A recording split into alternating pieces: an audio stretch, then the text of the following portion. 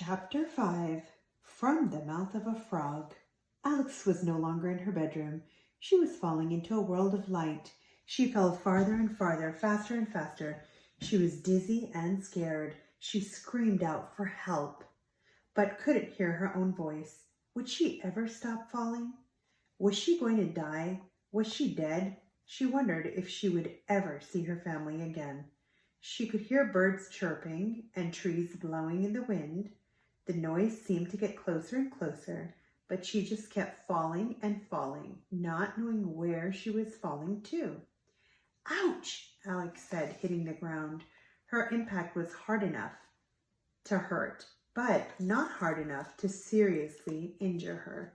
Had it not been for the rough landing, she would have thought she was dreaming for sure. Alex quickly got to her feet. She felt her pulse to make sure her heart was still working. She was still alive, from what she could tell. She was so thankful to have finally stopped falling. But where exactly had she fallen to? She was standing on a dirt path in the middle of a thick forest. The trees were tall and dark, with bright green moss covering their trunks. The sun's rays shined through a light mist. Birds squawked from high in the trees, and if she listened closely enough, she could hear a tiny stream in the distance. Alex spun around, looking in all directions.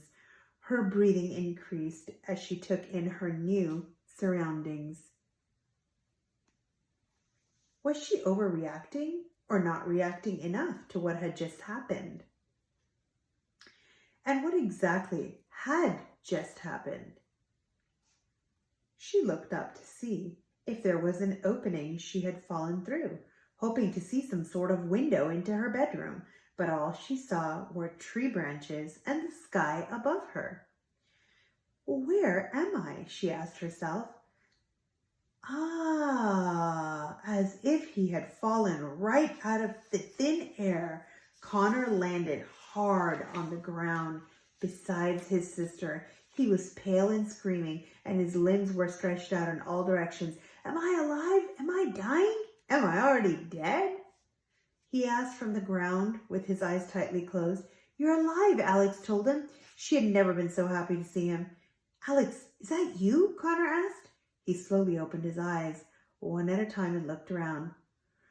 Where are we? He asked as she helped him to his feet. It looks like some kind of forest, she said. It was unlike any forest they had ever seen before, in real life at least. The colors were so vivid and the air was so crisp.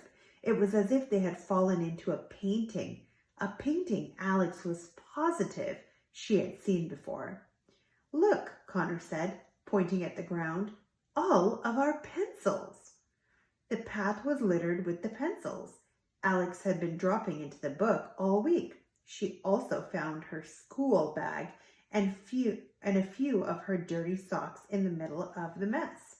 But where were all the books she had dropped into the land of stories? So this is where they all went, Alex said. But where is here? Connor asked. How far from home are we? Alex couldn't answer him. She was starting to become just as worried as he was. They were worse than lost. This is all your fault, Alex, he said. My fault? Alex yelled. We wouldn't be here if you had just knocked on my door instead of banging in like the house was on fire. I knew you were planning this, Connor said. I had to stop you. I wasn't planning on going into the book.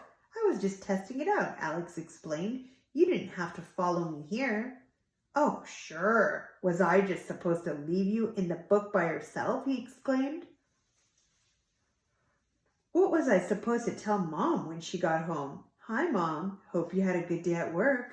Alex fell through a book today. By the way, what's for dinner? Give me a break, Alex. Connor began jumping upward as high as he could. What are you doing? Alex asked. We fell from somewhere up here.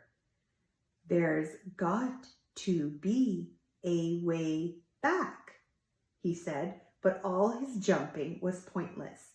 Connor eventually tired himself out, and he took a seat on the ground against a tree trunk. What if we were transported to another country or something? Connor asked. His forehead became more wrinkled the further he thought about it. What if it took us to Canada or Mongolia or somewhere? How long is it going to take for Mom or someone to find us? Suddenly the ground started shaking. A powerful rumbling had consumed the forest. The branches of the tree shook and the small rocks on the ground began jumping as something massive moved closer to them. "What's happening now?" Connor yelled. "Let's take cover," Alex said. She grabbed her bag and the twins ran off the path and into the forest a little way and took refuge behind a particularly wide tree. They couldn't believe what they were seeing. A huge cavalcade of soldiers on white horses rode past them. Their armor was clean and shiny. They carried green and silver shields with large red apples painted on them and waved flags with the same design. "Alex, did we go back in time?" Connor anxiously asked his sister. "That looks like something straight out of medieval times." The pencils were all obliterated under the horses' hooves. The soldiers were moving at such a fast and forceful pace that none of them noticed the awestruck twins peeking out from behind the tree. Alex was fixated on their shields. A red apple was such an odd thing to be displayed on a shield, but there was something so familiar about it. She couldn't put her finger on it.